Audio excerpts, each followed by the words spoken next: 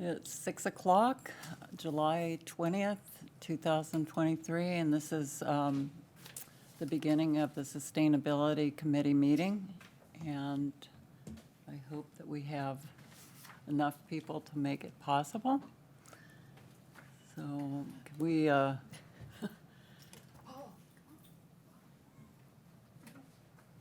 Robin, can we get a roll call? Chairperson Denise Menino, Here. Vice Chairperson Dory Larson. Here. Member Carol Mickett. Here she comes. Oh, very good timing. Just say here. Karen's right behind me.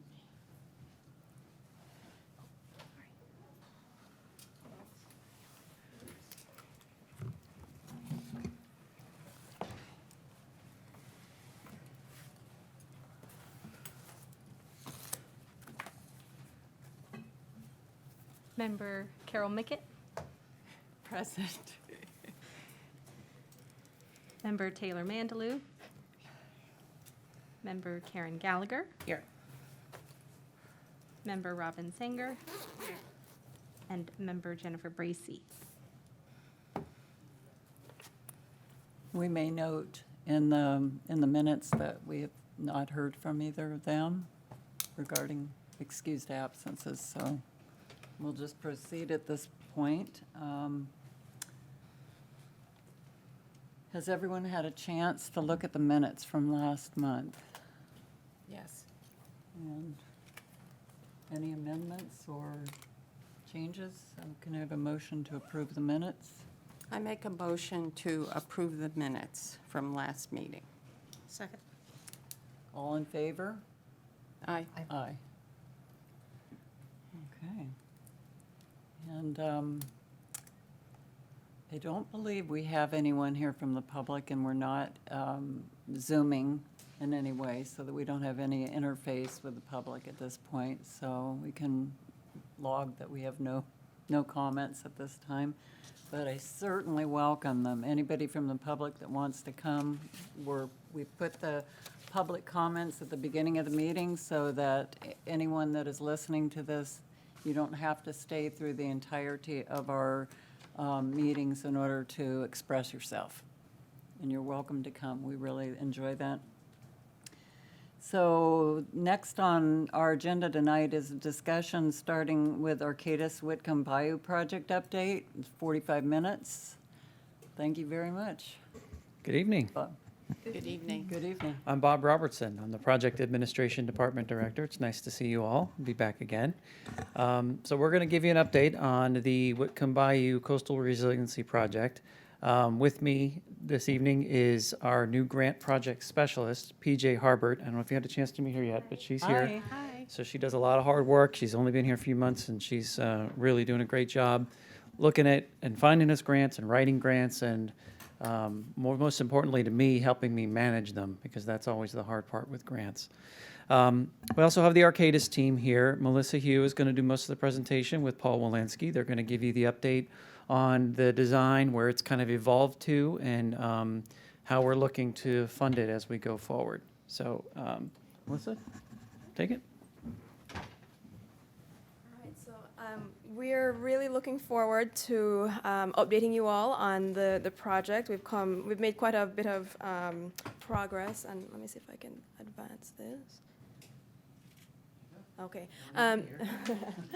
So we're just gonna kind of recap. I think you all saw the alternatives previously. We're gonna recap them, go over in some more detail what the hybrid earth berm T-wall looks like, and then talk about what some future project funding might be, and then take any questions from you all. So to start us off, Paul's gonna start with the recap. Thank you, Melissa.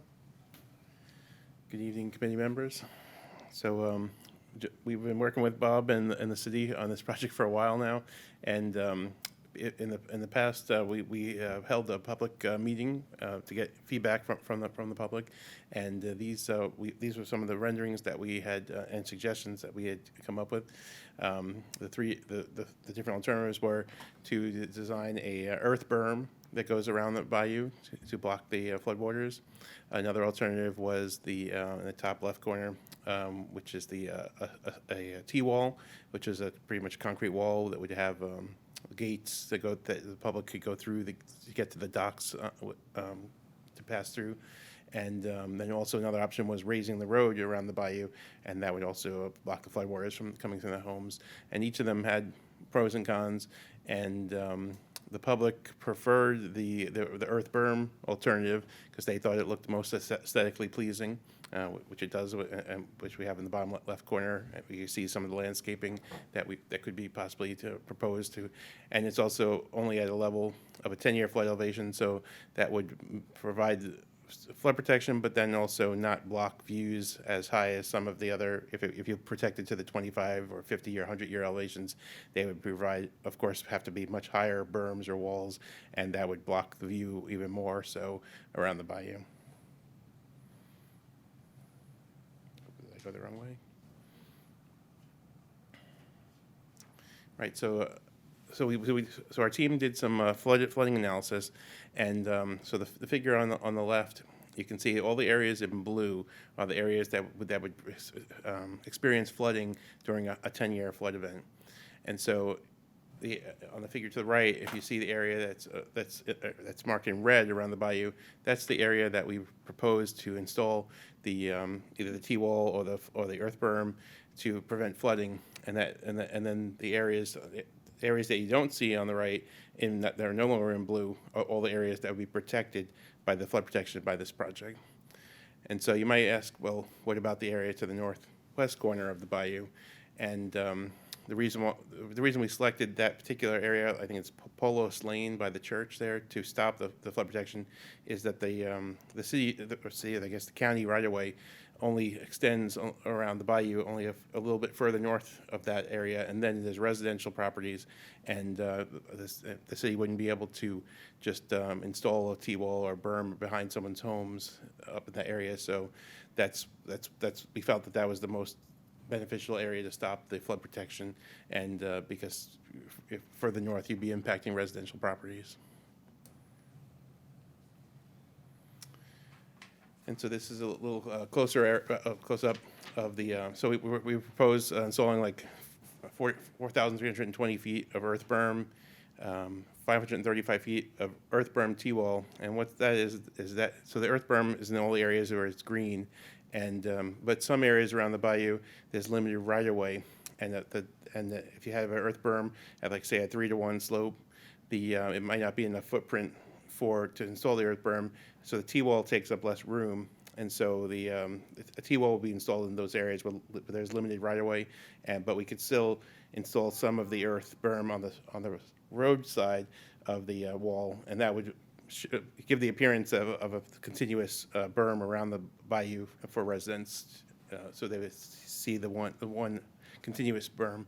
And then by the church on Polos Lane, then we might, well, there was two options. One, to have a gate across the road, but that would be problematic in emergency situations. So in that area, we raised the road there so that the floodwaters would stop there at the raised road. And then we wanted to make sure the sustainability knows that we are keeping environmental aspects and like living shoreline features as a priority in the project. And on the bayou side, we would definitely be either replanting or not trying not to affect the mangroves that are living there right now, or looking at putting in oyster beds or other marine plants that could help stabilize the soils there. So this project would definitely have a living shoreline aspect to it as well. So another part of the project, which I'll show you where it is first. I'll go back to that picture. Yeah. So in the bottom right-hand corner, so the southeast corner of the bayou, there's a bridge that leads to the canal system. And so that's we have to have a solution for that part of the project to keep floodwaters from going into those canals and then flooding from behind our new our new earth berm system. So we're proposing a stop log structure, which is basically panels that will go in front of the bridge to keep stormwaters from flooding into the canal system. And so these are stop log systems at a navigation lock. So I want to show you what that would look like. And so it would be panels that we drop down from heavy equipment on the bridge in events of a storm. And then so those panels would have to be stored somewhere nearby or in the storage location by the city. And then the heavy equipment would need to be brought out for them to be installed before a storm. Okay. So some of the project costs, we've listed the costs for the earth berm, the T-wall, the road raising, which are all different components of the solution. And then the stop logs at the bridge actually is one of the largest costs at $6 million, that structure. And then an aqua fence would be at the boat ramp at Craig Park. So that would prevent the waters from coming up the boat ramp into the park area. And then design investigation costs. So total project costs, including design, would be just under 11 million. And then so obviously we're trying to help the city get some funding for this project. And that's where Melissa's going to talk to you a little bit more about the benefit cost analysis. Thank you. So we did do a benefit cost analysis just to make sure that it was cost beneficial. And so the way you do that is you take your costs and you divide that by your benefits divided by your costs. And so we listed here all of the avoided damages. So those could also be considered your benefits. And we did get a BCA of 1.9. We used a FEMA methodology. And using this methodology, and typically when you're looking at BCAs, anything above 1 is considered cost beneficial. So this project still comes out as cost beneficial, factoring in all of our costs, our damages, and those avoided damages considers residential structures, but also non-residential. Most of the area is residential, so you're going to see most of your benefits in the residential categories. We also did a social vulnerability analysis, and so we used the CDC, SVI. Some of the factors that we included would be poverty, income levels, education level, household composition, meaning what is the age of the members in the household, minority status, language, also things like housing type and transportation were all factored into this analysis. If you look at the index, it's a little bit hard to see, but it's in that gray box. A higher number indicates higher social vulnerability. So the blue is the most socially vulnerable area. And you can see there those green kind of boxes are the structures within the project footprint. So it's the social vulnerability is not too high there, and we knew that going into this, but in the kind of south, I guess that would be the southeast area, there is some higher vulnerability there as well. The other thing to note is that, I think probably 95% of the structures in the project benefit area are residential, like I mentioned before. So you're not going to see a whole ton of social impacts to that area, and the kind of shading illustrates that. So we can talk more about that if you all are interested, but that's kind of a snapshot of the SVI analysis. And then going into project funding and how we, some opportunities we might look at to try and fund this project. As Paul mentioned, it's kind of just under 11 million. So this is an ongoing kind of process. There will always be new rounds of funding that come up, and so we're keeping our eye on those. But some of the ones that we're considering, this is a newer one, the NOAA Climate Resilience Regional Challenge. We're already putting in a project for that with the city, or the city's already putting in a project for that challenge. So we would be looking at future rounds, actually, I misspoke. The Resilient Florida program is the one that we're already putting in a project for with the city. So we would be looking at future rounds of funding there, not necessarily this year. The NOAA Climate Resilience Regional Challenge, that's a newer one. I know that PJ put in a letter of intent there, and so that's an opportunity. And then we would also be looking at potentially in the future CDBG. So this is something like I said, CDBG, what is that? that stands for Community Development Block Grant. Okay. And who issues that? Federal, state? That's federal. Okay, Yeah, thank you. yeah, exactly.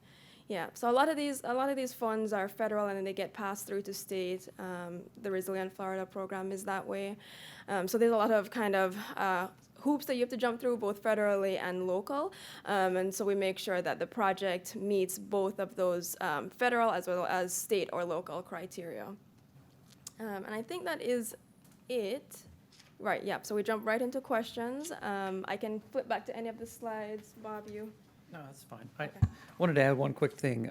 This is the same presentation we're going to give to the Board of Commissioners next Tuesday night. So we're going to get feedback from them, and obviously we'll take whatever feedback you give us, and we'll incorporate that into the presentation. Or, if you pass it on to the board, obviously they'll have that as well. And one clarification I wanted to make on the stop logs that Paul presented earlier. It's a little confusing on some of the photos because it shows multiple things. And I know Paul kind of hinted at it, but the way those work is that those are something that would be only applied during an oncoming storm. It's not something that would be there all the time. So they would be removed and stored. And we have something, we set up a protocol, like a 72-hour notice on an oncoming storm. And our crews would be able to go out and install those. So I just wanted to kind of clarify what that was all about. So with that, questions? Okay, please. I have a question. Is it Alyssa or Melissa? Yeah, Melissa? I have a Yeah. question for the benefit cost analysis, the ratio of 1.9. Yes. What is that range of that benefit cost analysis? How high up does it go? And Oh, it depends. We've seen projects under one, which indicates really not being not being cost beneficial at all. We've seen 2, up to 3. I don't know that I've seen really past 3. Yeah. so 1.9 is a pretty robust. It's solid. number. It's solid. One would be, and so if you're, like I said, it's a FEMA methodology that we use, right? And so if you were going after federal dollars, they would want to see a benefit cost analysis done. And for them, 1 is good enough. So 1.9 is pretty good. And we do have all of the backup methodology and a whole report. Oh, it's recorded. Sorry. So we do have a whole backup methodology report. Shows you where all we where we got all the numbers from. If you all are interested, we can definitely provide that as well. No, I was just interested in the overview. The range. Yeah, 1.9, it's like, does it go to 100? Yeah. So that would look a Yeah, lot different I've than- really, so I've seen definitely below 1, and then usually I don't think I've really seen many past 3. All right, So thank you. 1.9 is decent. All right, Yep. thanks. Okay, Carol? I have 3 questions. Okay, the first is, so before the meeting, I drove around Wickham Bayou just to look at it. And I can see where it would flood. And there are all those rocks everywhere. So what were those rocks for? Was that to mitigate some flooding? And did any of that work? And what are you going to do with those rocks? So those rocks were part of an Army Corps project, revetment or armoring. Basically, it was to stabilize the shoreline. There was a big erosion problem. So it wasn't intended to address flooding at all. And what we're going to have to do is, well, with the earthen berm, we might be able to, if the Army lets us do it, just backfill and compact on top of those. Worst case is we'd have to remove them, but I think they're going to work as a stabilizer. But we will have to get that approved by the Army because that was their project. So So it's good fill, in a way. it could, yes, Yeah. it could be, and it should be. But that will be Okay, the my intent. Your third- second question is, since this 10-year flood, so I'm not quite sure what that means, but if it's the case that 10 years and we have flooding that's bigger than that, then what do we do? And how soon are we going to have to address that? And when would you have to start? And where would that funding come from? And so I'm wondering, is this cost effective in that way if we're going to have to redo it? Or do we just add to it? Or what? Right, well, I guess the first thing, the 10-year flood event, I guess, is a storm that's in the 10% chance of occurring every year. But there's a elevation, a flood elevation that's associated with those, but that comes from FEMA, and it's 5.8 feet is the elevation of the water we get at a 10-year storm event. So, but I guess if there was an event that was higher than that, it would of course go over the new berm, and it would still flood the streets and the community. So this would only provide a protection up to that 10-year flood event. If you wanted to protect to higher elevations, then you have to have a higher wall or a higher berm, and then you have to deal with, I guess, also the surrounding property owners, blocking the views of the bayou, which is probably one of the main reasons they purchased property there on the water, for the beautiful views, because it is beautiful driving around the bayou there. But given that climate change is only going to get worse, I hope not, but, we have to somehow assume that, which would mean that storms will get more intense. Right. And the odds of this 10-year, It might become more frequent Right. in the future, yes. so if that looks like it may be the norm, that it's bigger than that, then can the city just add to these berms and make them bigger? They don't have to get rid of them? Right, no, you wouldn't have to get rid of them. You could reshape them and raise them in the future, yes. Okay, so it's not like we're wasting money by putting this in. It can be a foundation for something Right, bigger. and you could over-design the stop log structure at the bridge also to be at a little higher elevation so that it could be incorporated into the future improvements of the berm. Mhm. And so you wouldn't have to do anything to the stop log structure. Okay, my final question. Recently, our governor has rejected federal money that was going to be used for issues around climate and the environment. Is that going to impact this? Is there going to be more federal money rejected, or how is that going to work? That's a tough question, trying to read the mind of the governor, but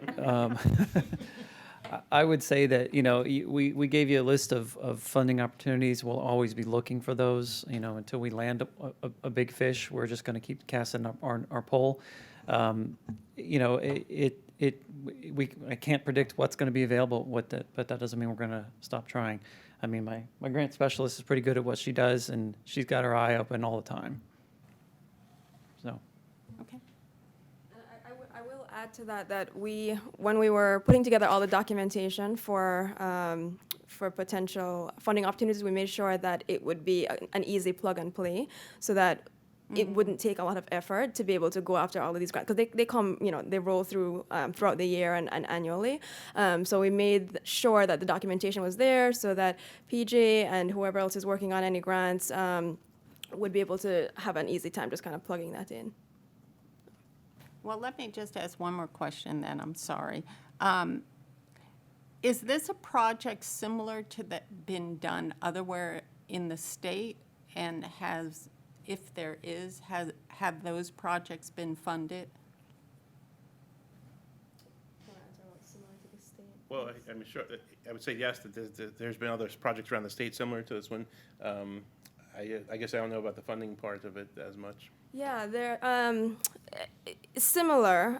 There's been a lot of attention on living shorelines recently, and so down in Miami, Florida, in Morningside Park, there is some living shorelines going on down there, as well as other areas, Margaret Pace Park. So there is precedence for this kind of work and for funding this kind of work. That's what I wanted to fund it. Yes, yeah, definitely precedence. There is actually an emphasis on natural, green, nature-based features being incorporated into flood protection now, especially with the funding landscape that we're seeing. Thank you. Dory, you had a question? I do. Well, thank you, Bob and Melissa and Paul, for taking this back to us and giving us the opportunity to weigh in. I have a couple questions about where the private property begins and so the project ends. Has anybody done any outreach to those private property owners to ask them if they want to be included in it? I mean, is that a potential? I'm just thinking. Yeah, that is a potential. It's not something we've attempted yet because we know how complicated and that could really grind the project down to a stop. It takes a long time to work through those kinds of things. So we figured that this is a great first phase. And it certainly, you can see by what you're seeing on the map there, how much it, how much of an area it helps to alleviate the flooding for. If I feel like if the approach is, if we get this one to work, if we're successful getting grant funding for it, it'd be easier to get it as a second phase where we would take the time to reach out to all those private property owners. And you can see it's pretty complicated around in there. It gets very difficult. This is sort of like the low-hanging fruit approach. Okay. Thank you. Sure. I think that this is just my opinion, but because we did ask citizen input, to really educate on why we're using the T approach in addition to the berm instead of just going with the berm, so that people aren't like, well, we told you what we wanted and we're not getting it. I think that that's important to really explain like the science behind why it's just not feasible in certain areas. And then finally, for the berm area, is it a possibility to use native plants instead of sod so that there's like less maintenance? There wouldn't be any, I guess, reduced maintenance and increased natural habitat. Right, you're talking about the plantings that would go on the berm or around the berm? Yeah, because it looked like St. Augustine or some kind of grass and then some other Right, I mean, bushes. I think those are just images picked from the software for plantings. But yeah, so we would have some environmentalists, scientists on the team when we went and proposed the actual plantings that would be included in the project. Absolutely. Thank you. Those are my thoughts. Karen? Thank you very much for the update. I have a question. The $6 million that goes towards the stop logs at the bridge, does that include any storage of the panels? Does that include the cost of the heavy equipment and the labor that goes into putting those in? No, that would be just for the cost of the construction of the structure and the cost of the panels. But then the city would need to have a location that they would store the panels, and then they would have the equipment that they would use to bring them to the site and install them. Okay, and then my other question is, how do we know right now during a heavy rain or king tide, or when that whole area of Whitcomb Bayou is kind of underwater a little bit, what's happening on the canal? Or is that water at, like, cresting seawalls at this point? And by putting a berm in during a high tide, does that change that water level for that canal for those owners in there? Does it make more sense to take a look at citizens raising seawalls? Would be my question. Right, so the canal, the level in the canal, when the level in the bayou goes up, the canal level is at the same level. Sure. So the berms would definitely, I know that the flooding is in that southeast corner by Martin Luther King Drive. That's where I think the majority of the flooding has been from king tides, and so that would, the berm would definitely alleviate that flooding. I don't believe that the king tides have really went over any seawalls in the canal. They're high enough that they would not, from a king tide event, the water has not overtopped the seawalls.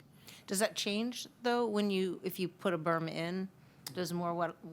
I'm like Yeah, it wouldn't change really the trying water to levels. understand the water displacement portion of that, and whether like water is now kind of it's going up. I mean, obviously you have the wall, so it's not going up and over, but it doesn't change necessarily the volume of the water that's going in through the channel. Right. The canals. Okay, thank you.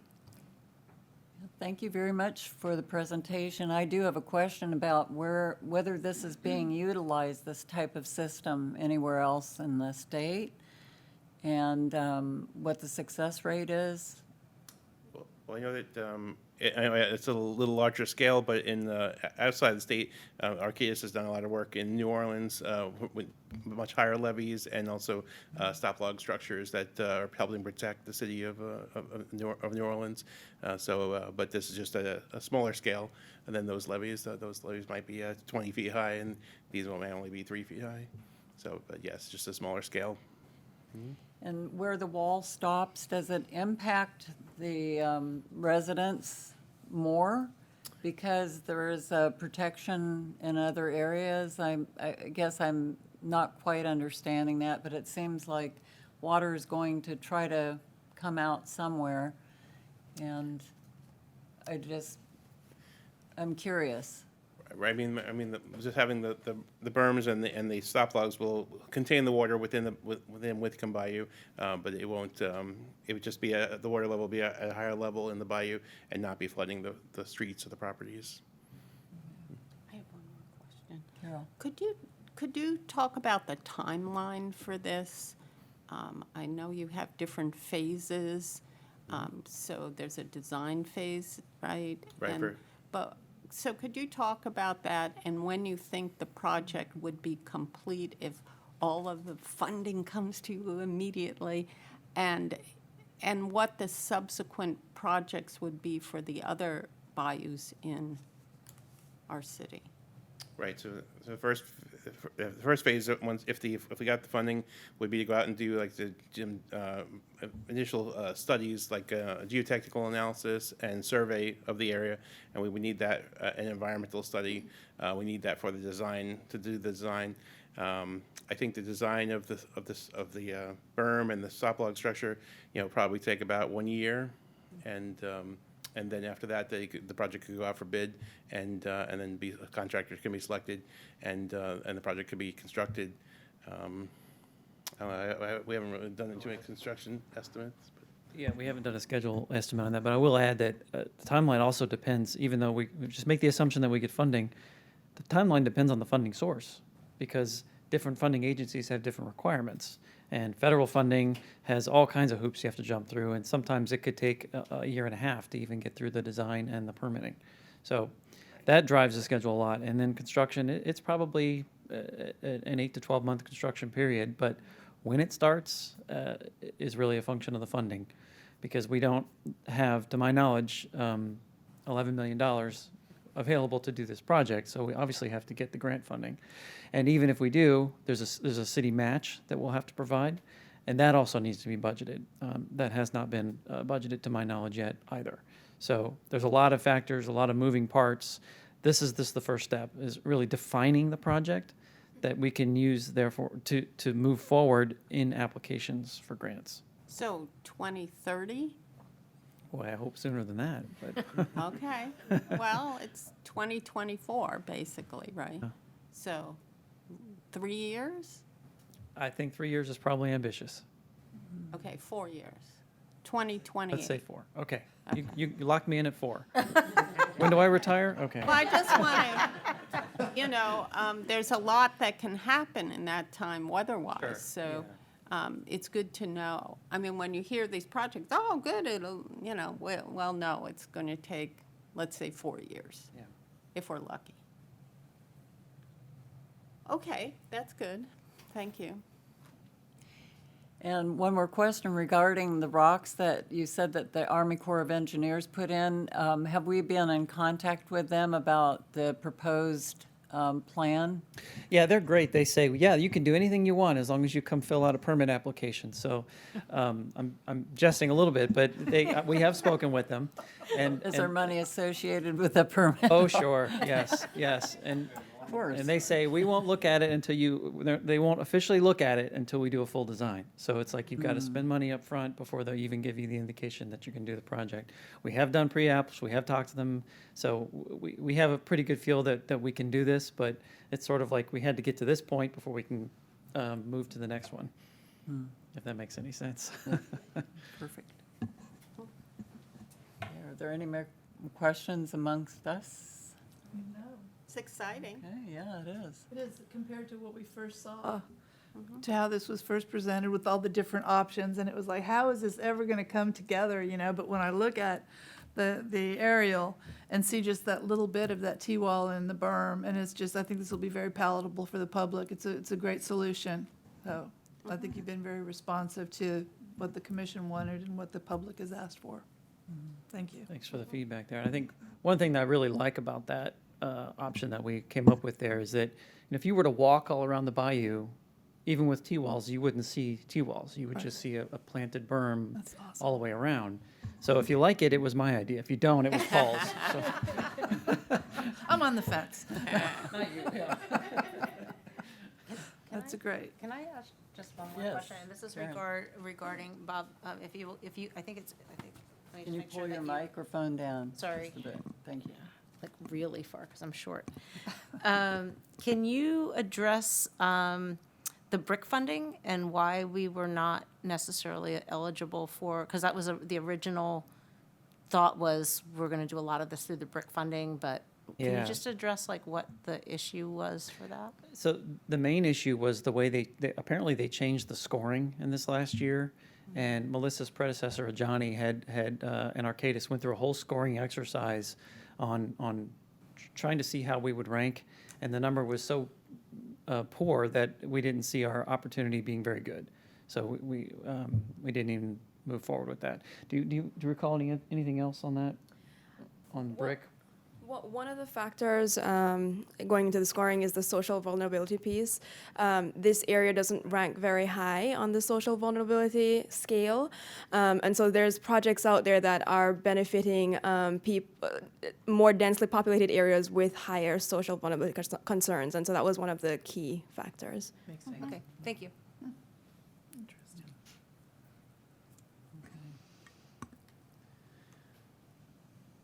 So, thank you very much for your time and for the presentation. I feel a lot better hearing that the public reviewed it. And what was that meeting like?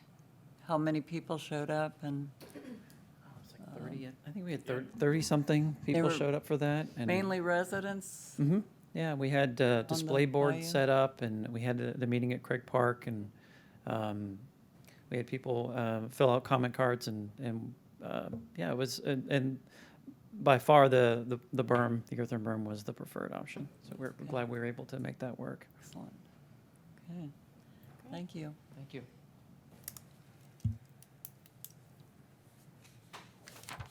So, as we continue, we will have a debriefing on the presentation of the sustainability plan to the BOC. Thank you very much. Thank you. Thank you for your time.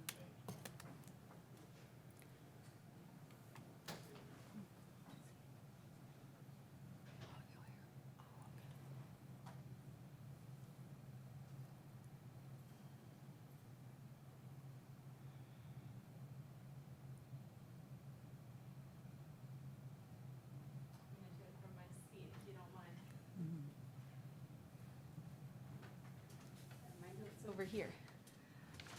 So, presenting the sustainability plan to the BOC. So I wanted to first say thank you to the Sustainability Committee members who came to both the presentation and also the second BOC meeting. So we had actually two BOC meetings. The first was June 27th, during which we gave the presentation of the sustainability plan to the Board of Commissioners, and it was very well received by the commissioners. They had very positive comments, and also the public gave some helpful comments and suggestions as well. The Board of Commissioners gave special thank you to the Sustainability Committee for all of your hard work. And so they gave us that feedback that we then used to make the finalized version of the sustainability plan that we sent to you all in an email, and made sure it was just a very few minor changes that we pointed out, made sure that looked good, and then we brought it back to the BOC again at their July 11th regular session, at which point we did a resolution to adopt the sustainability plan. And the commission was unanimous, adopted the sustainability plan. So the sustainability plan's been adopted.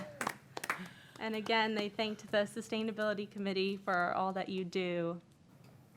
So it's definitely quite an amazing accomplishment, and lots of positive commentary again from the Board of Commissioners and from members of the public as well. So if y'all would like to speak about your experiences, and I'd be curious to hear your thoughts on how it all went as well. I thought that the entire presentation went really well, and it was very easy to understand. And the more that I read the plan, the more that we read through it, the better I feel about it. Because one of the plans that we had looked at really early on was Largo's plan, and I felt that that was very accessible to the average person, as well as having technical components. But I thought that, you know, everybody on the committee or everybody on the Board of Commissioners is fairly new to the information, perhaps, unless they've had a passion for researching sustainability. And I think that they understood, you know, and there was no quarrel about any aspect of it. And again, it was, you know, reiterated that we're in the process of doing 3 plans simultaneously that helps integrate sustainability into the greater strategic and comprehensive plans in the city, which is highly beneficial. I mean, it's not as though it's an add-on. Let's add this on, or let's change this. It's all happening simultaneously. It's integrated, and that is very beneficial, you know, from our perspective. I thought that they were nothing but affirming. So I was really, really happy to be part of this. You did a great job. Thank you. I have something I'd like to say. Yes. So during the presentation, I was really impressed with you, Robin, because it was a lengthy plan, a lengthy presentation, and you took your time, and you were so professional, you were so clear, you didn't get nervous, you weren't like, oh my God, I better hurry up, you know, you were like, dee, dee, dee. And I mean, it was brilliant. And then on top of it, the mayor asks Denise to come up and say something, and she wasn't planning. And you were really good. You were clear, you spoke, and it really showed that we're a team and that we've worked through this together. And I think that it made all of us look good, and it elevated the whole level of discussion. So I thank both of you for doing that, because you make me look good, and I like that. Robin? And I completely echo what Carol said. You were amazing, everything just flowed beautifully, the comments, and it was stellar. Probably should think of a different word, but stellar will work for now. And Denise, you really stepped up as well. I mean, that was kind of spur of the moment. Thanks. You were just very smooth and professional, and, you know, showed the knowledge that you've accumulated about this. It was wonderful. It was really, really a good night. Yep, It was a night to celebrate. yes. And I would have been at the last meeting, which was this past Tuesday? No, it was the The week 11th, before. yeah. Yeah, it just goes way too late for my 8 o'clock work time. It ended up actually being earlier than. Really? So it was the last thing on Oh. the agenda, but I forgot that public ordinances start at 7:30. So it took me by surprise. I was actually watching in my office. I wasn't in the main room, and then all of a sudden I hear them announce, "Okay, time for ordinances." I had to run because I was thinking it wouldn't be until 10. It's announced. I have to be there, so I'm sorry about that. I really thought it was going to be. It's okay. I mean, I would have been there if I had thought that I might be able to pull it off and be at work looking alive the next day. Lesson learned for me, yeah, so if it's an ordinance or resolution, it will start at 7:30. So Okay. now I know, so, but it's all recorded, it's on YouTube, of course.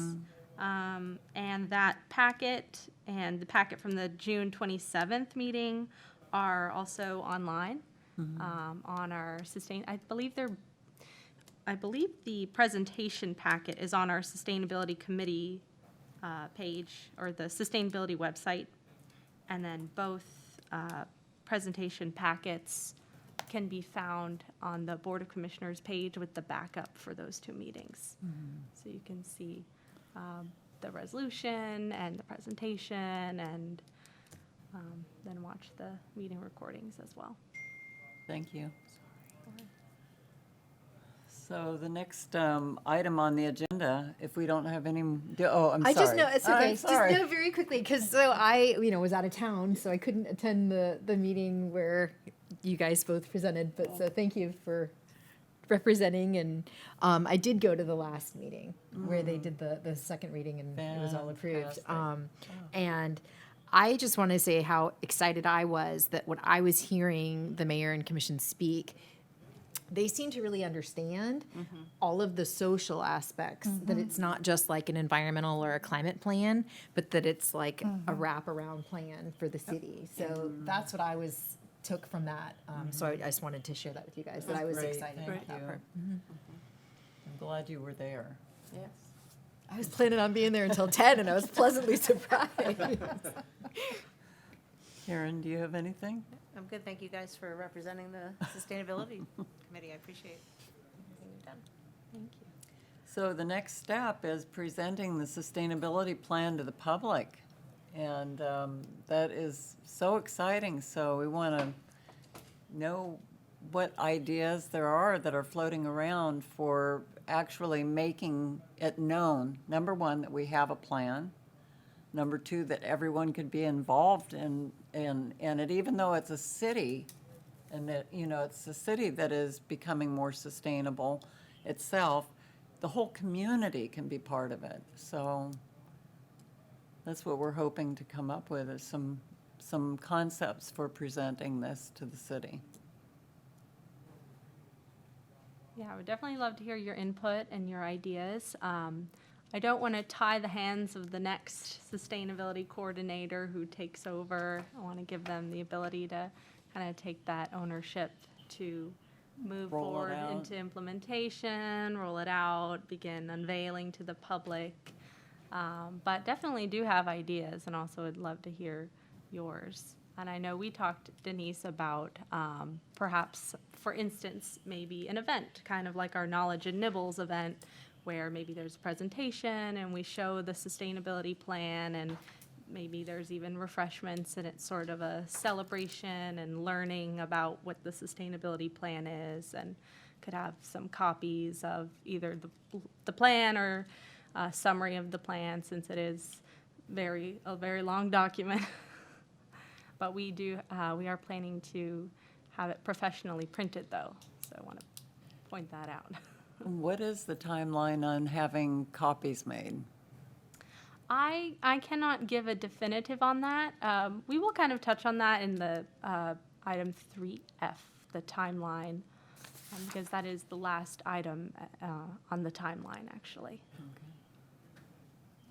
But it'll probably be a couple months. I think Tommy might be able to speak to that.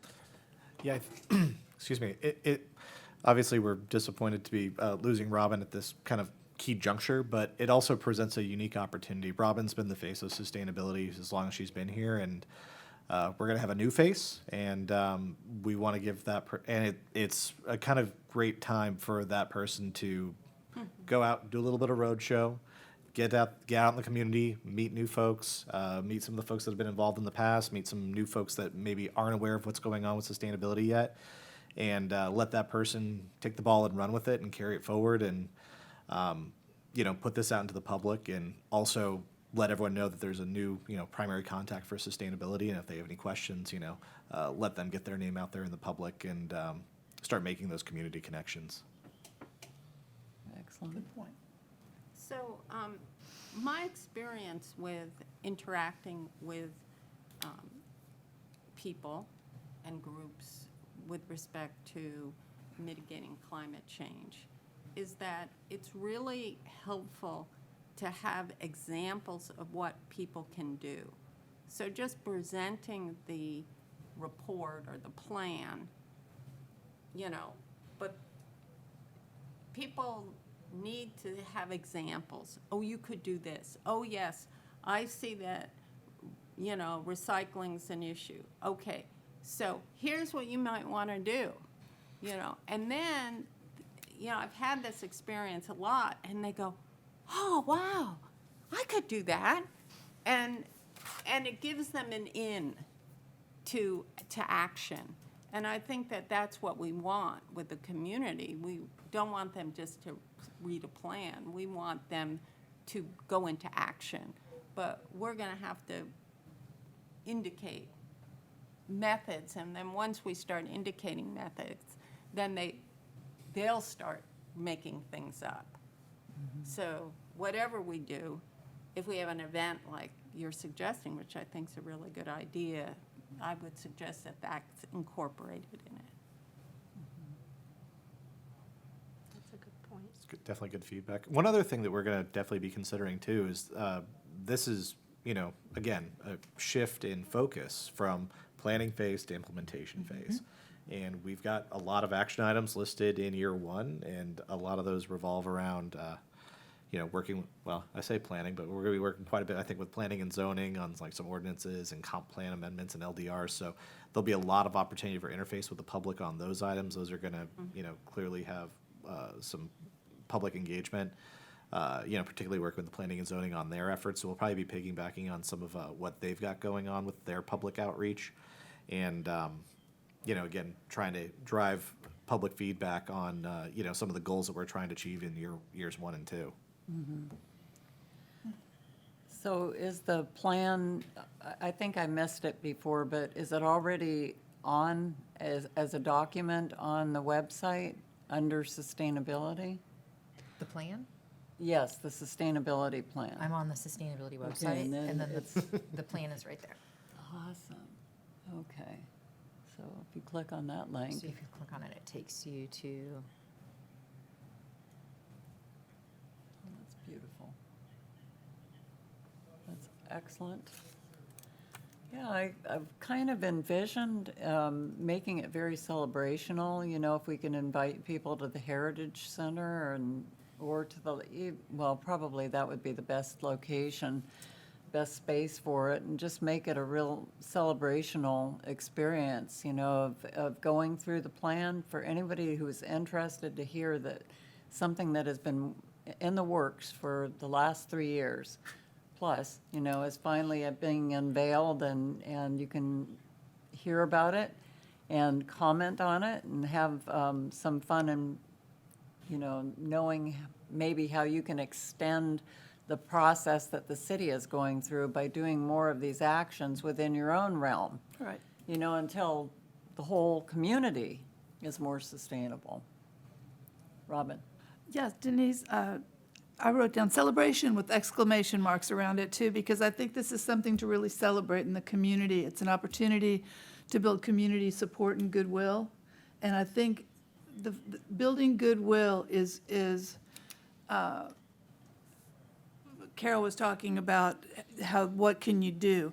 Building that goodwill, that's a thing that you can carry forward, or the new sustainability director can carry forward. So I think this would be a perfect juncture to kind of get people excited about it, build good community support, goodwill, have a celebration about it, and look at how we can integrate understanding of this to the children. Tarpon Elementary School, you know, there's a YMCA site there, or the after-school programs. If it can be some type of a thing that can be, you know, that those children will then go show their parents and this and that, I think that's a good way to also build from the younger perspective and so forth.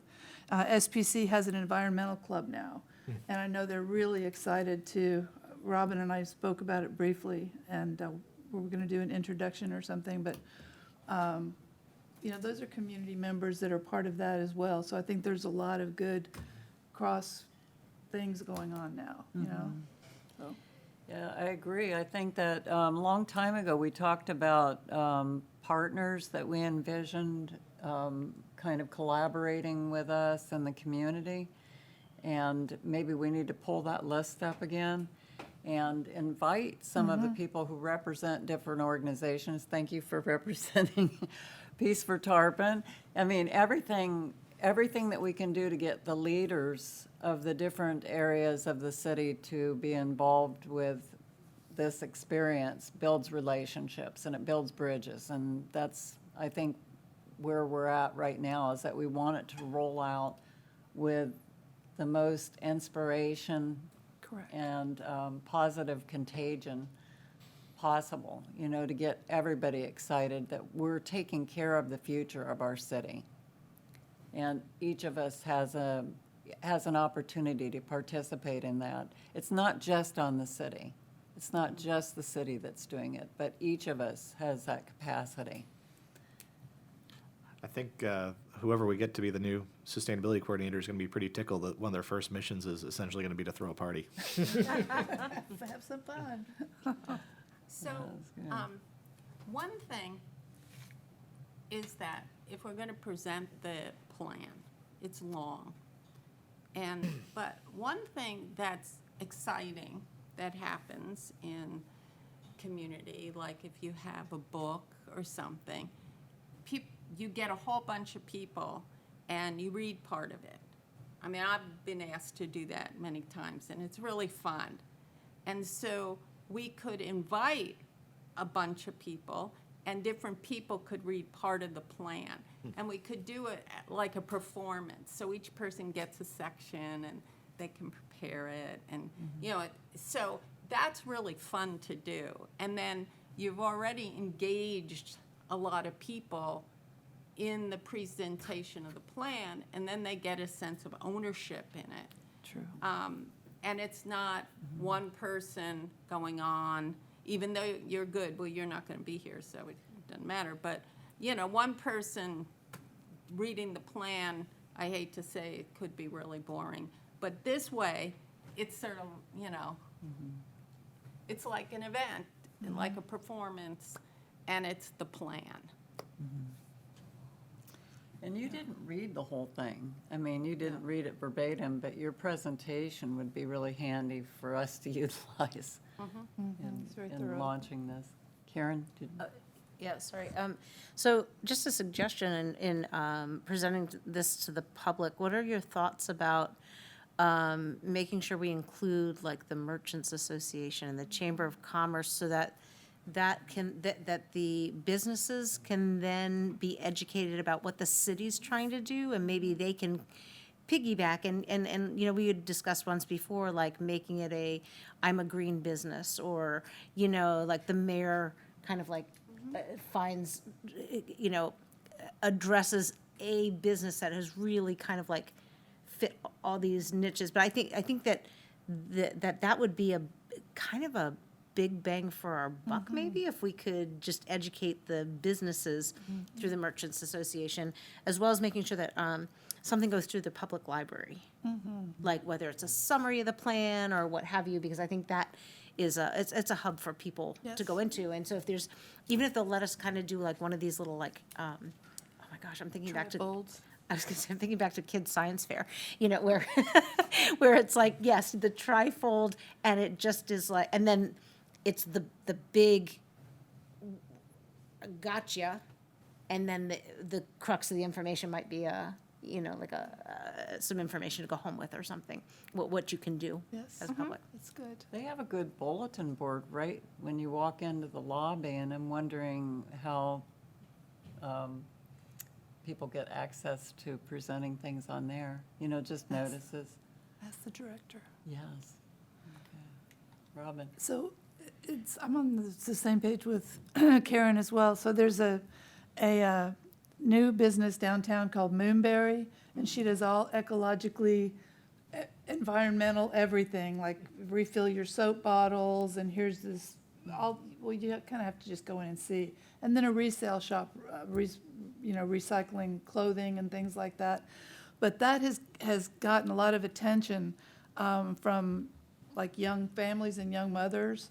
And so they had like a meetup there for young mothers who have this consciousness to, so it's like talking to that shop owner and seeing how, you know, how can we connect those mothers who are interested in this, that live nearby, that, you know, and so forth, bringing that in. And what you just said too about the library is the children's programs at the library are very robust as well. So to have something like Karen's talking about that's fun for the kids, or the types of things that we had for Earth Day, you know, the library has plenty of things like, you know, those types of things, just to build that excitement. And it's something that they can take home to their parents that says, here's our new plan, you know? But I think the idea is transferring the actual plan from the plan into the community. That's where that's where it needs to go. Now, if we all understand it, that's great, but it needs to get out there to where there's ownership by the community of this plan, that it's part of us, part of them. So I've got a couple of ideas that I've just been thinking about when you started talking about the book thing. What if we did like a book club and we had like different parts, you know what I mean? So you would actually go through the different parts of the plan as a community and then have like questions at the end that are like, how are we gonna like implement this? What are you, and just, it could go through the library too and could be an online piece too, you know what I mean? So that we're trying to be inclusive of people that may not be able to get out and about, but really trying to get into Yeah. people thinking about the plan. And like, to me, I'm one of those people, if I read something and then I see questions about it, I'm like, okay. And then I can start to, but I do really like including the businesses. And then I was also thinking about, what is the program where you like learn about Tarpon? The Citizens Academy? The Citizens Academy. That's a great, I feel like we idea. should have the sustainability plan as part of what Oh, that's a good idea. they learn about. Yeah, that's a great Because idea. those are the kind of people too that, they're concerned. and they're in the community. They and stopped the Citizens Academy, They did? yeah. Probably for COVID. COVID, I don't know if it's back again. I think Oh, they when did it I this did past it was year. the last time it was done. It's still ongoing. We've done it definitely last year. I think. Oh, you did? Possibly the year before that as well. And they always do a section on public services and all the different departments or divisions within public services department. And so we'll definitely have a focus on sustainability this year when we get around to the Citizens Academy. It's a great program. Certainly. That's where I met Paul.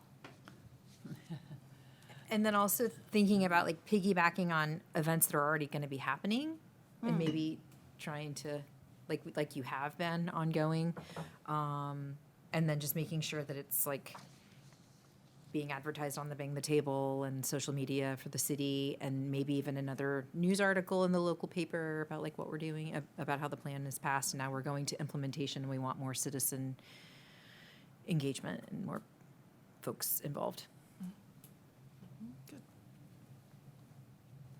So with the book club idea, are you thinking that we would read together portions, not all in one night, but just read together portions and then have discussions? Yeah. So Okay. it'd be like an ongoing nips and nibbles, but it would be Engagement, like yeah. a longer.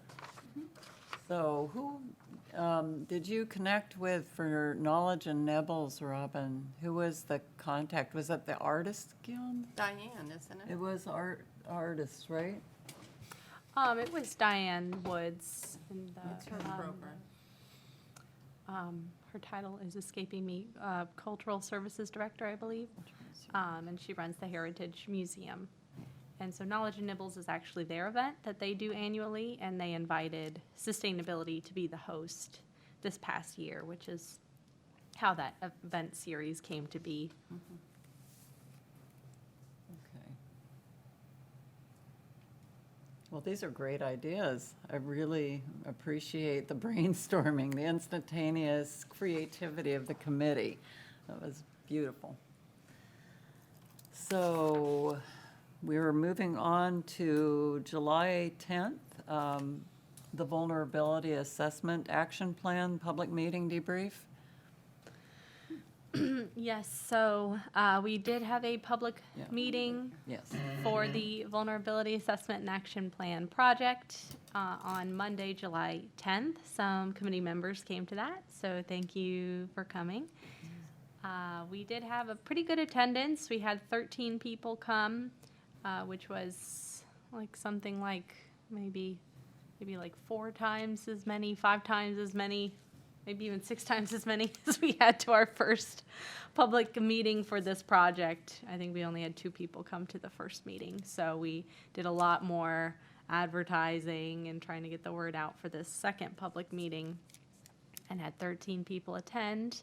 And we hosted it at the Craig Park Recreation Center, and had the consultants from WSP there present to answer any questions on the project. And for the project, they are getting to where they're pretty much done with the analysis and starting to write the final report, and projecting should be completed hopefully by the end of August. So that is the goal for this project. So I'd love to hear your thoughts as well on the public meeting, for those who attended, how you felt that it went. Well,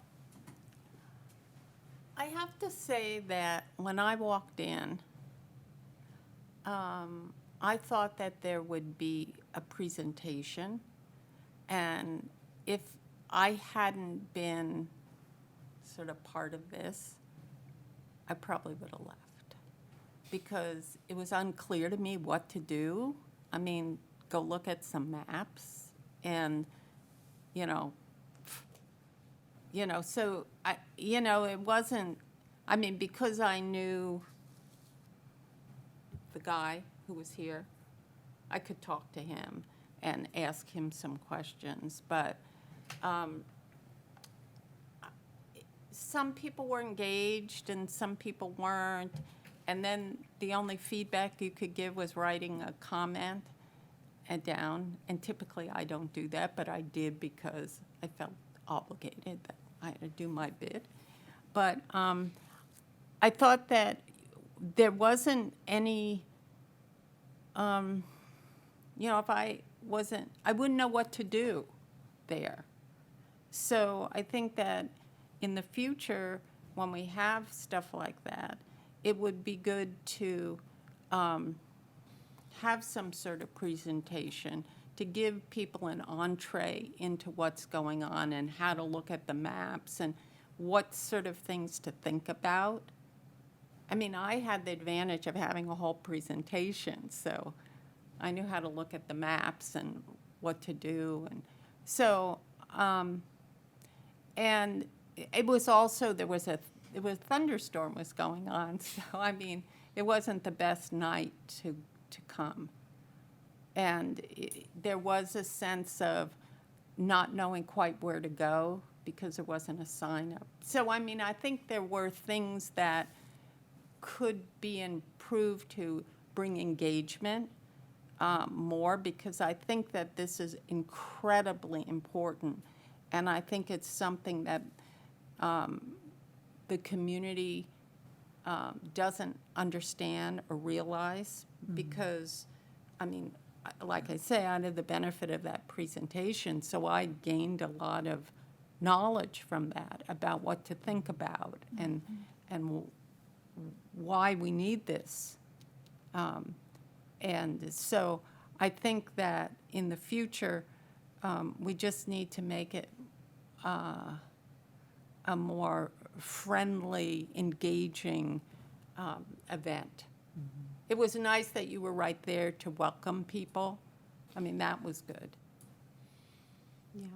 Well, thank you. I appreciate that feedback. Part of the drawback of that location, if you recall, our first public meeting was at the rec center, and we didn't have the best attendance at that meeting, and we thought that perhaps moving it to be in a more central location at the Heritage Museum would improve the attendance, which it did. We did have a better attendance. But one of the drawbacks of that facility is there's no projector, so that is why we didn't do a presentation. At the first public meeting, we did have a presentation, and that went well. But at that particular facility, we were not able to do a presentation. So it was kind of a pros and cons sort of situation. But He that could is have good just- feedback. I He do could have just appreciate stood it. there and talked, people Yeah. could have, and there was no play, so people could stand around the maps and he could have pointed out, what was going on. But it is too bad that 13 is a good turnout. It's an improvement from the first public meeting. So perhaps if we had time for a third public meeting, it would be 20. I don't know, Yeah.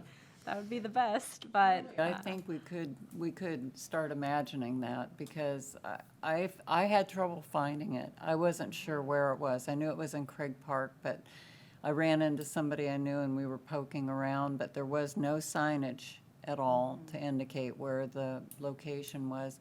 I agree, it makes people feel a little more comfortable when there's a structure to the night. I thought it went from 6 to 8, but it was kind of more of an open house.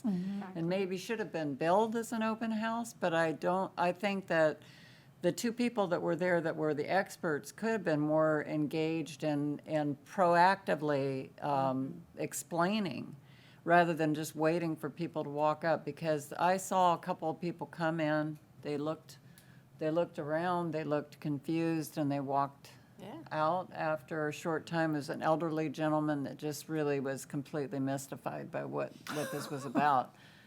I mean, I think he came because he really wanted to learn, but he wasn't very bold about asking questions, and I think that's something that we always have to consider, is that when people from the public come to any event, and they're not speakers, and they might be shy, they might be reclusive, but they've come out, they're not going to get, involved, but it might inspire them to get more involved if they hear what's going on, and then they might get an idea of what they might want to ask. But it was kind of a little stagnant. The feeling, the energy of that was just a little bit stagnant. And I think I shared that with you. I didn't know that it was something that you were putting on at the time. I don't know why. I just thought it was another aspect of the city that was doing the vulnerability presentation, but it wasn't actually the sustainability committee that was responsible for it. But it's just for future, Yeah, no, I appreciate And the because input. I really envision a lot more people coming. I think there's got to be a way, and we better start thinking of it right now.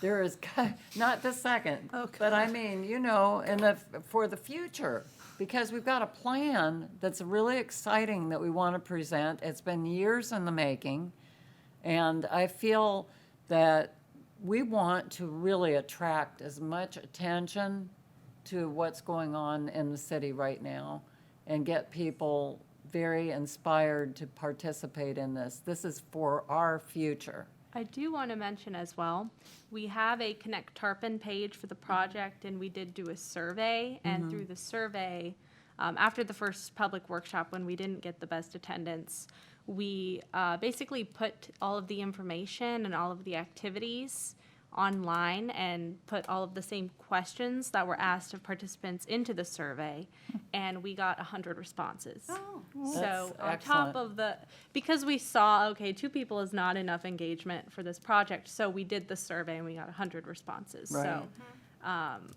sometimes you have to meet people where they are. Some people it's more convenient for them to engage online. So I think having that mixture of online and in-person presence is a good strategy. Well, At least start- it's worked for this project. I think we should all start visualizing more and better, better attendance and better engagement. I mean, I think that we can brainstorm how to create that. There are ways of pulling people out of their shell. And I think it's an exciting opportunity. I also think people have to, when I hear vulnerability thing, I have no clue what that means. I'm sure, why is this important? What's so I think in our PR, we have to make it clear what it is, but also why it's important. And it needs to be fun and engaging, and people want to come. And there's food.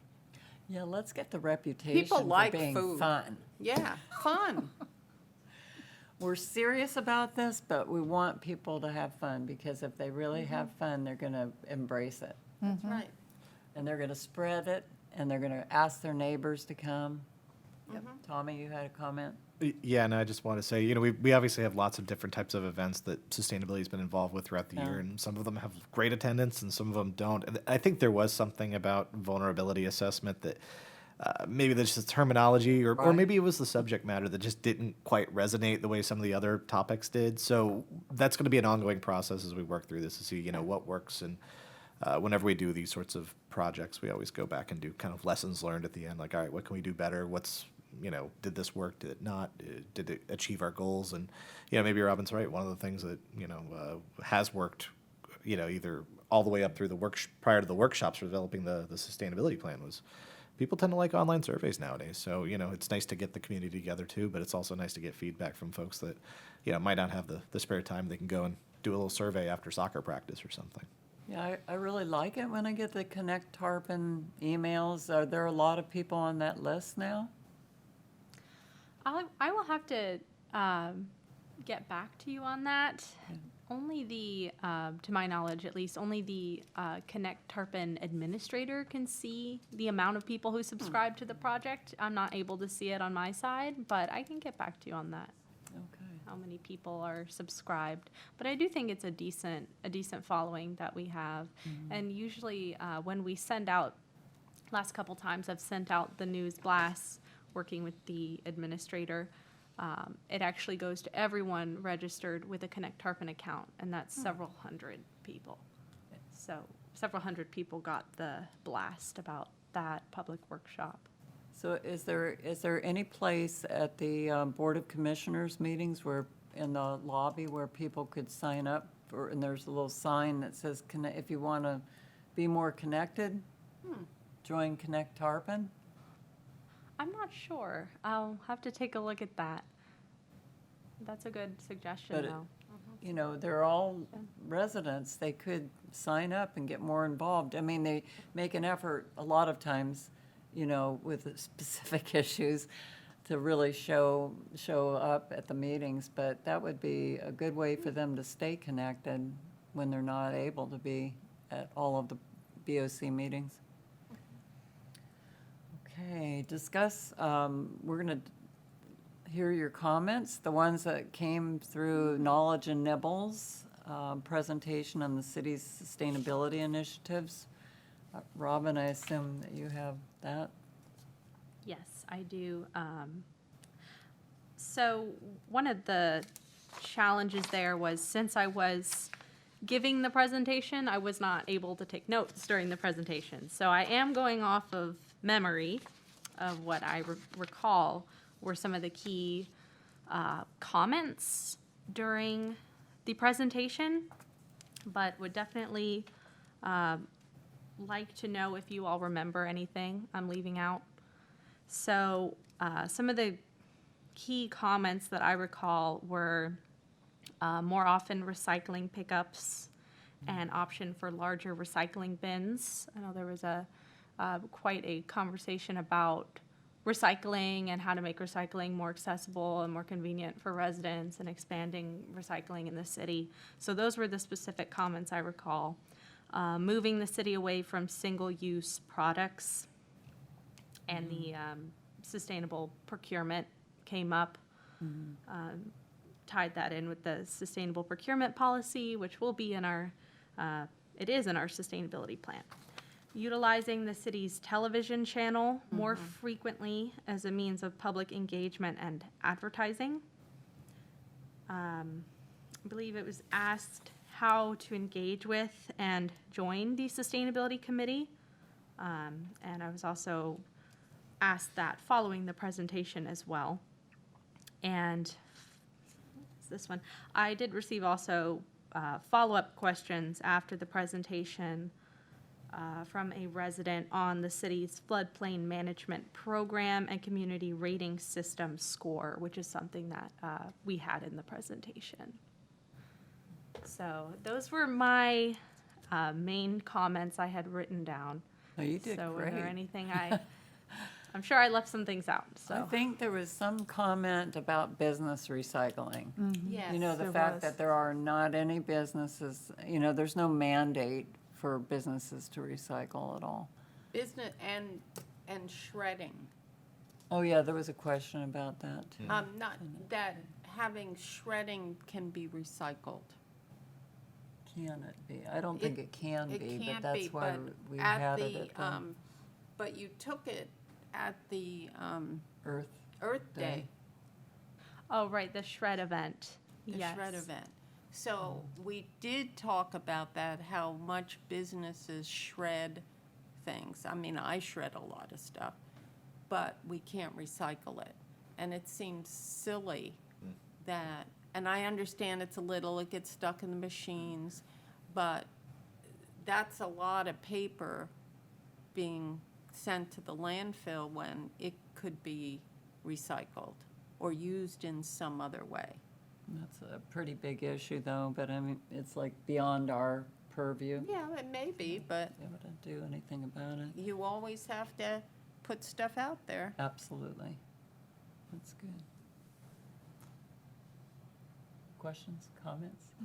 I can't remember any of the other comments. I remember that a lot of the people who were very passionate while speaking were talking about things that were already in our plan and things that we'd already discussed and things that we mentioned early on when we were formulating our overview and so forth. So there must be some, like, common questions or common concerns that a lot of people have. You know, it would be cool to have a way to put those types of common questions into some type of a format where people can see, because you spent a lot of time answering questions that were it's kind of a moot point, but the public, the person who asked the question didn't have any knowledge of it. Does that make sense? Yeah, that's a good point.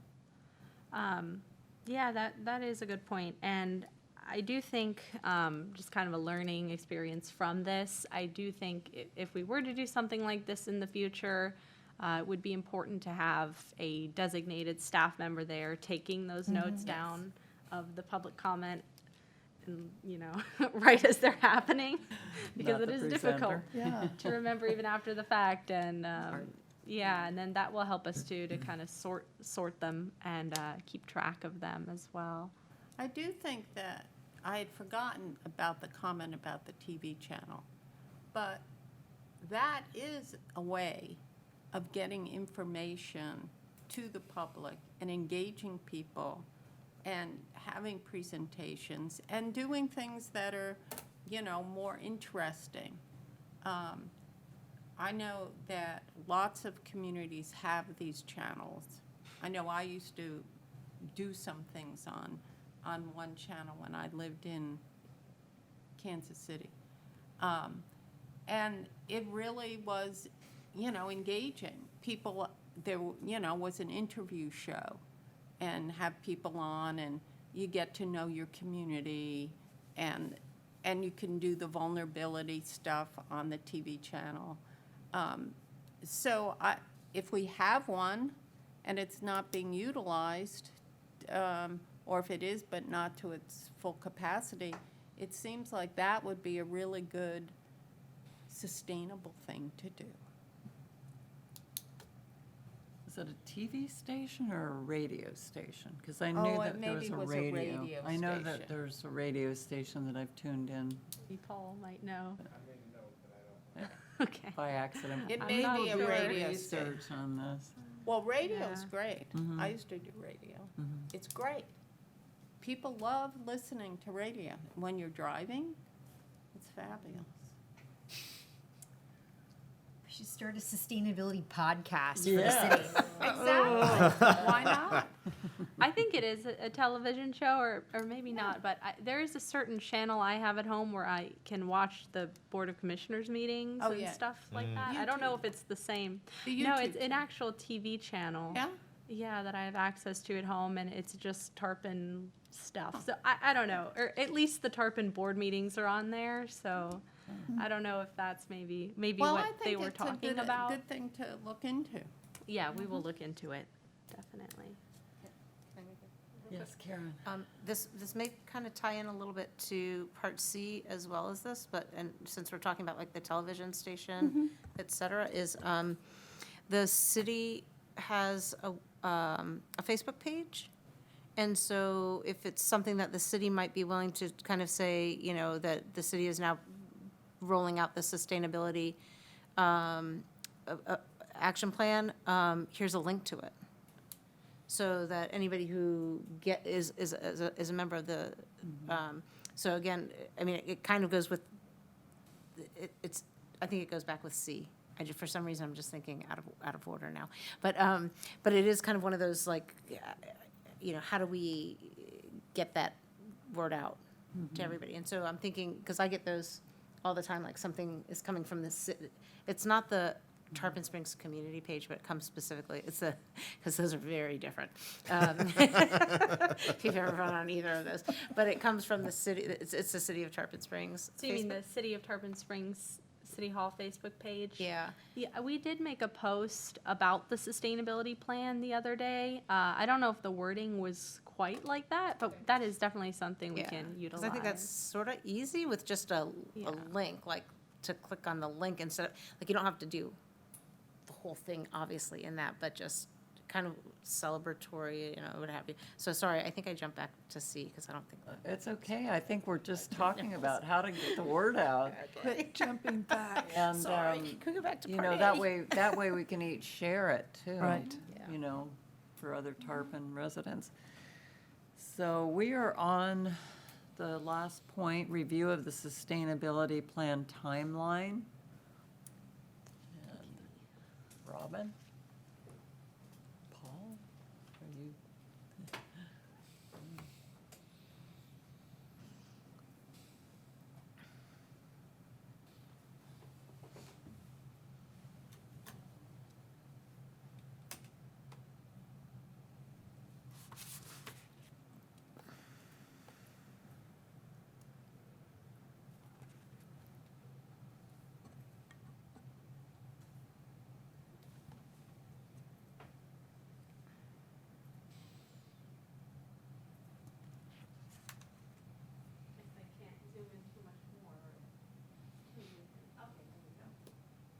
There.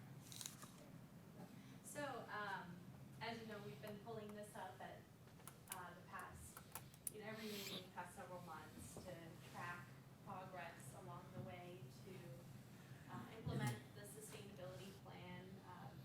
Well, I shouldn't say implement, that work hasn't begun, but to get it to adoption. And now we're on the last segment, which will be publishing and distributing the final plan. And initially, we had that work to take place by mid-August. That will most likely be pushed out a bit, just given the fact that I am leaving and a new sustainability coordinator will be coming on board. But I think Tommy might have something to say on that as well. Regarding the timeline? Right, regarding the publishing of the sustainability plan. Yes, it seems that no matter which item we're on, we keep going back to item C. So we're going to be doing some outreach and trying to publish it. And we will probably be, you know, tempering things a little bit as we try and get the new person online or, you know, and hired. You know, we do want them to be the face moving forward, but we'll be continuing to do some outreach in the interim. And, you know, I imagine that'll be one of the new sustainability coordinators, like, first major task is really, like, hit the ground running, get out there, start meeting people, and put this thing out in the public and let people know what we're going to be doing for the next 10 years. Yes, so as far as the physical printed copies, I can't give an exact date on when that is expected, but it is published on our website.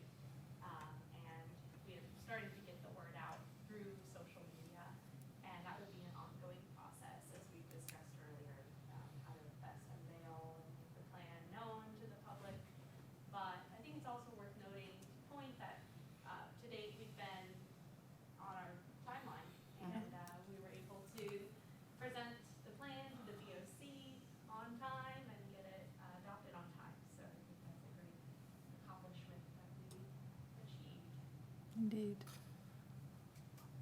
I would like to take a moment to point out that, you know, there's been a lot of projects going on, you know, not just in the city, but, you know, throughout, you know, the state and, there's lots, I've been involved in a lot of planning efforts, statewide and, in other regions. And the number of plans that come in exactly on time or even early is quite small. And it's really a testament to Robin's hard work and dedication that she was able to keep pushing this ball up the hill and get this thing done, not just on time, but early. I think that's a big testament to her work ethic and her ability to get things done. Yes, we thank you. Couldn't have done it without the team. It was team effort through and through. But thank you, I appreciate it.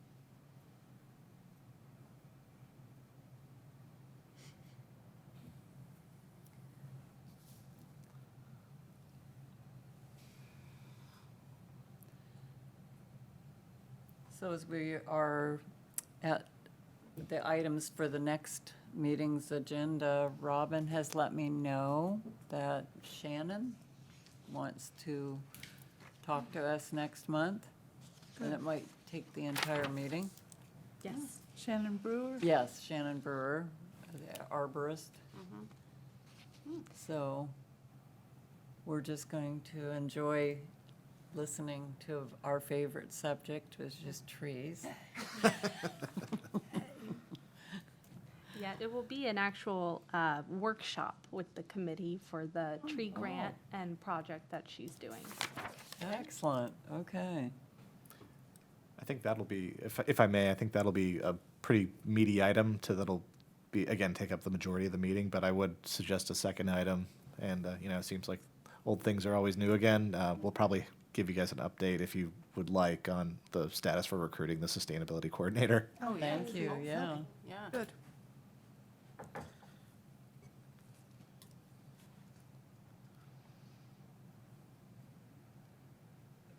Okay, we are at staff comments. Paul? Thank you. Well, it's good to be back. It's good to have you. We missed you. Stranger. No, I wanted to first thank Robin. It was sad news but I understand, this is something she needs to do. But if it had to happen, I'm glad it's really a nice, as Tommy mentioned, a nice milestone and a great accomplishment for her to put us in this position now to move forward. But I wanted to just assure you all, we understand not losing momentum. So I'm working with Tommy. You'll notice he'll be covering these meetings is my plan probably until and a little after our recruitment and we have someone in place just for continuity. I'll be involved as well in terms of the recruitment process and we're going to work to make lightning strike twice in the same place. We were able to find Robin and she was fantastic and we're going to apply the same types of standards and methods to search high and low. I'm optimistic. I think this is a popular field for people to enter, very capable people. I would say more so than many of our other positions. So I think we have reason to be optimistic.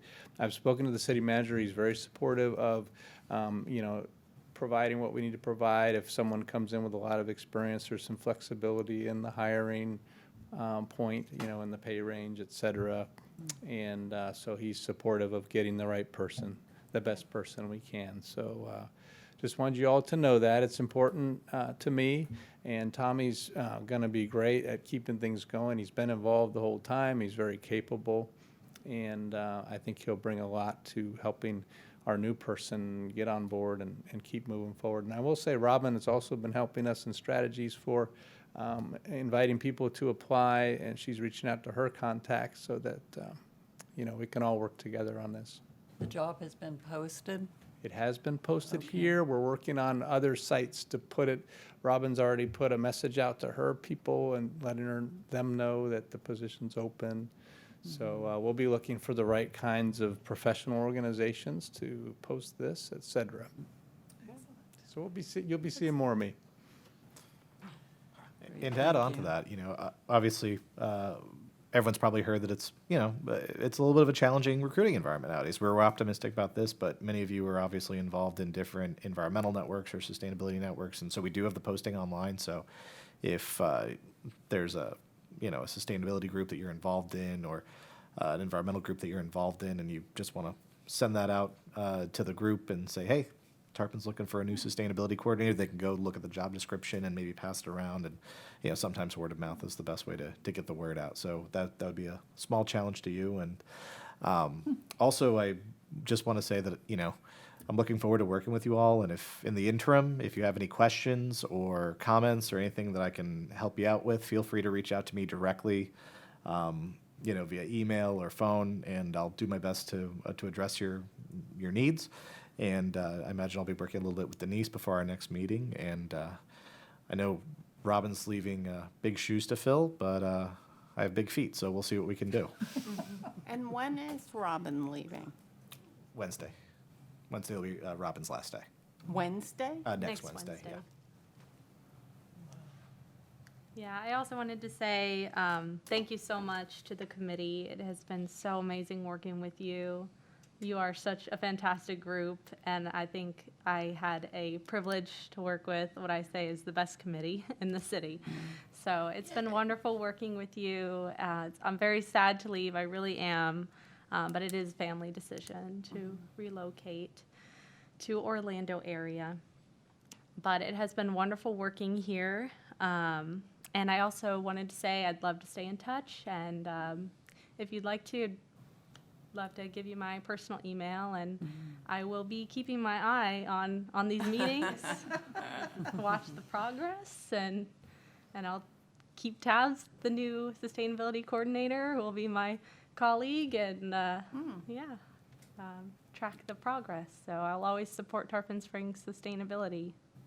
That's awesome. So will Thank you send us all Yeah. your email? Could you please Contact send your info? contact? Yeah, Yes. that'd be great. And Tommy, if you don't mind just sending out an email to everybody so that we actually have a link to you. Absolutely. We can Same definitely do way. that. Okay.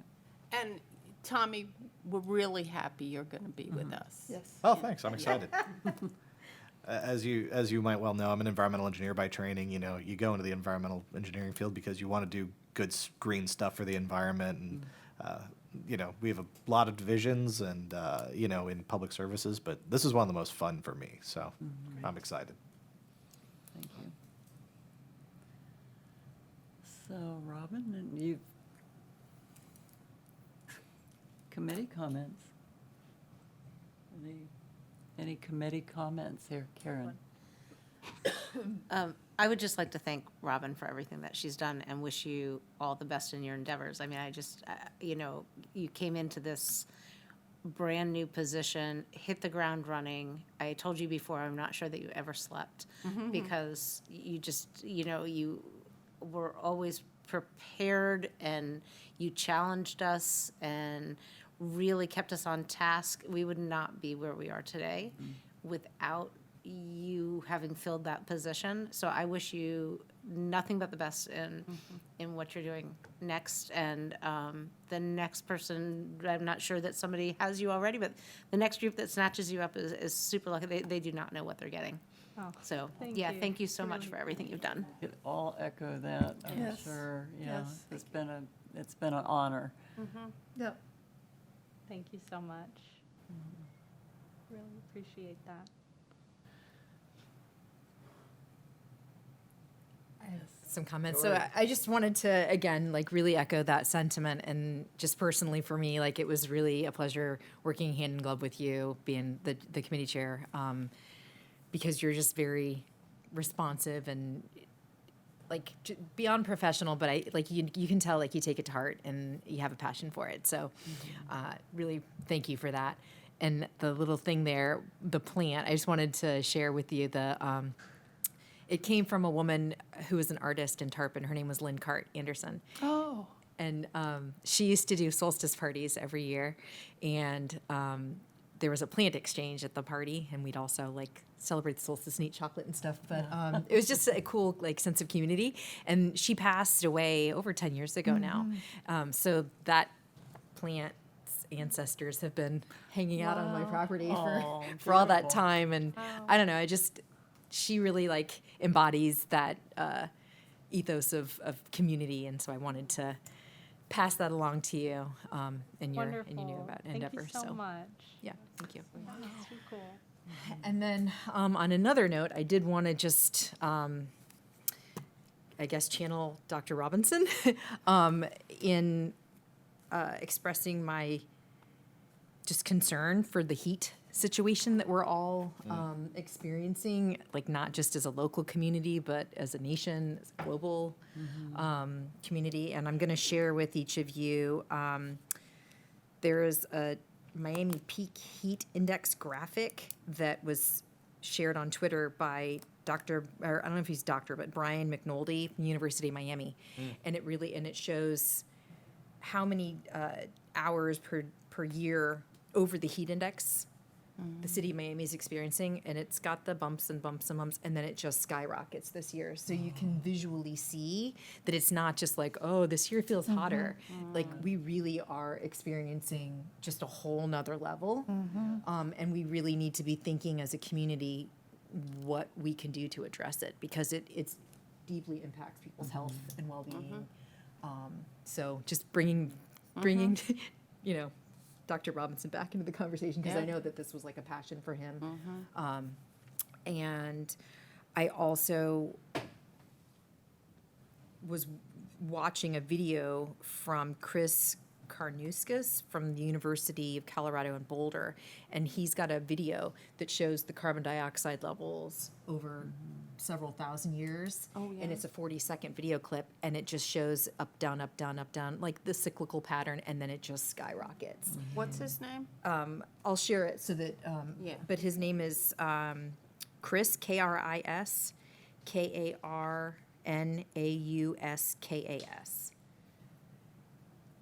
And it's just, I mean, it's hard to not visually see what we're experiencing. Feel what we're experiencing.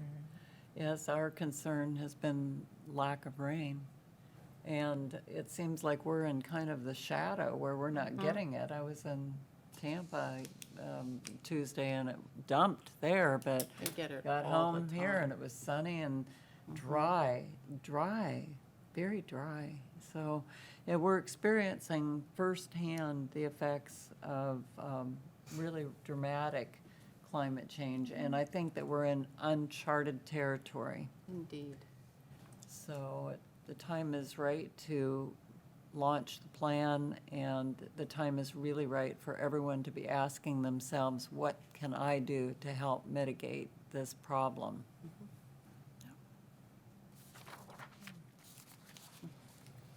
Karen, you have comments? I have comments. Robin? Thank you.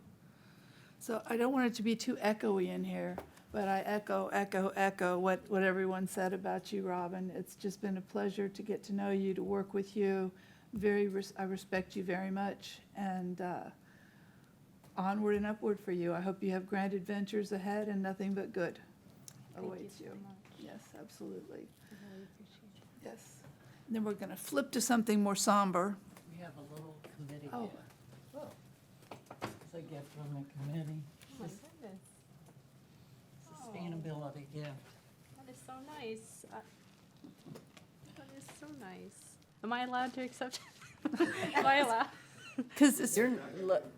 Wow, it's so to Wednesday. Don't open it till Wednesday. Wednesday. I will open it on Hold Wednesday. on to it till Wednesday. Thank you so much. This is so cool. I really appreciate it. We appreciate We you. appreciate I will you. open this on We Wednesday. know that we wouldn't be where we are right now if it hadn't been your guidance, you know, and everything about your gentle way of trimming us down to reality You can't have was 400 things on this really list. important. I mean, we were really inspired to do the work, but we needed the reality check. You sure. brought the reality check, but you weren't rude about it. You were very gentle and very, very diligent in inspiring us along the right lines. Well, thank you We so really much. appreciate it. All the best to you and PK. Yeah, PK. Yeah. Yes. Thank you. I really appreciate Your new it. place will not really realize what they're getting, and they're very fortunate. Not only, I mean, you've done all this work, so you're bringing them such experience Yeah. and everything you do. They're very fortunate. Thank you so much. May I finish my comments? Yes. Thank you. Yes. These are more somber comments than the well-wishings, but one of them is, I was able to testify before Congress today on, to share Peace for Tarpon and Tarpon Springs being the first trauma-informed community in the nation.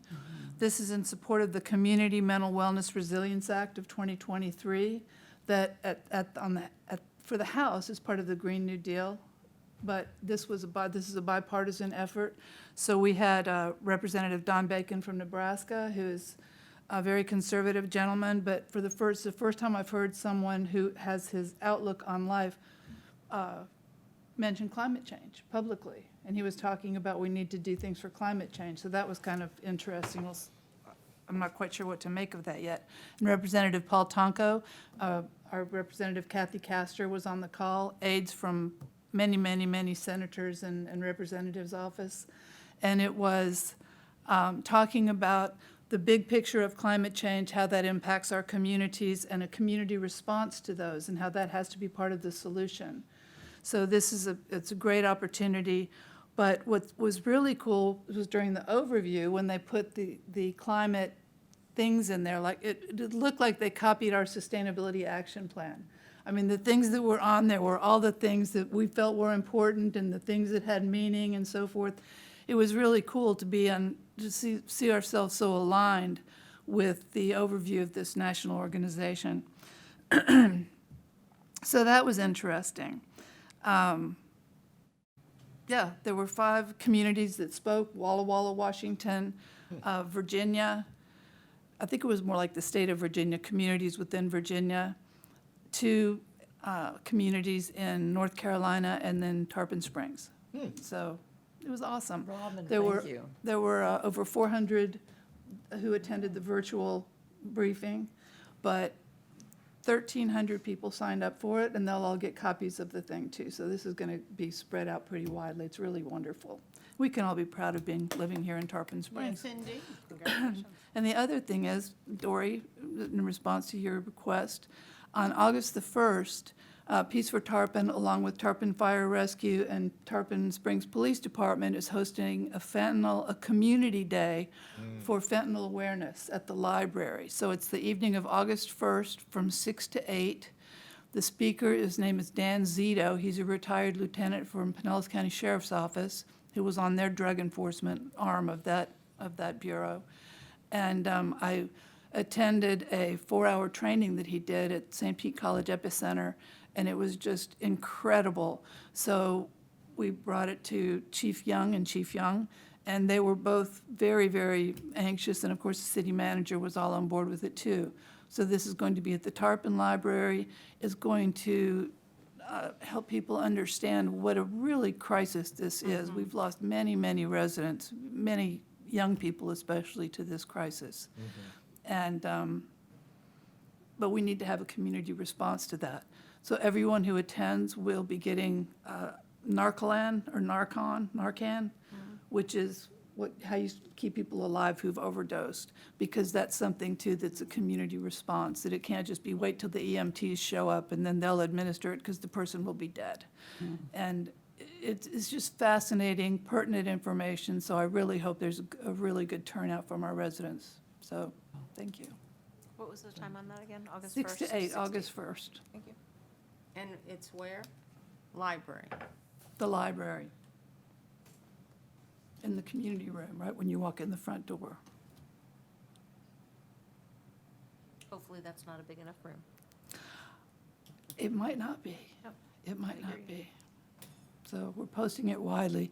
You should be able to go to I Love Tarpon Springs and Peace for Tarpon and find the flyers for it. If you like, email me and I'll send you flyers.